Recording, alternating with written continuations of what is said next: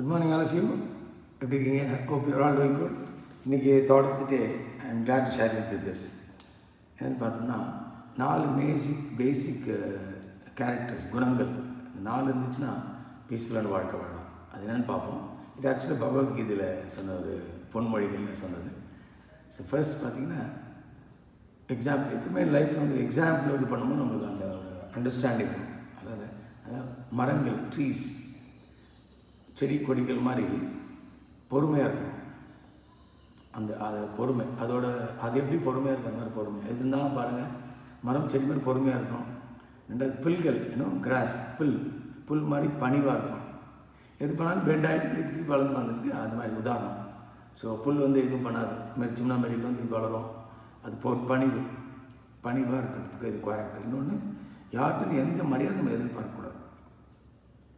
நம்ம அந்த appraisal rewards எதிர்பார்க்கறதுனால தான் ஈகோ வருது, டிசப்பாயின்மெண்ட்ஸ் வருது, ஆங்கர் வருது. ஓகே. ஸோ தேர்ட் பார்த்திங்கன்னா யாருக்கும் நம்ம மரியாதை எதிர்பார்க்கக்கூடாது. ஆனால் ஃபோர்த் முக்கியமானது அதே மாதிரி நம்ம வந்து பார்த்திங்கன்னா மற்றவங்களை வந்து அளவுக்கு அதிகமாக மரியாதை கொடுக்கணும்.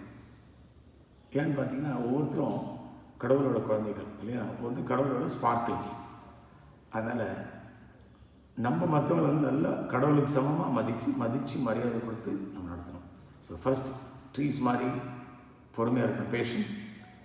கிராஸ் மாதிரி ஹம்பிள் பணிவு. 2 தேர்ட் யார்கிட்டையும் எந்த ரெஸ்பெக்ட் எதிர்பார்க்கக்கூடாது.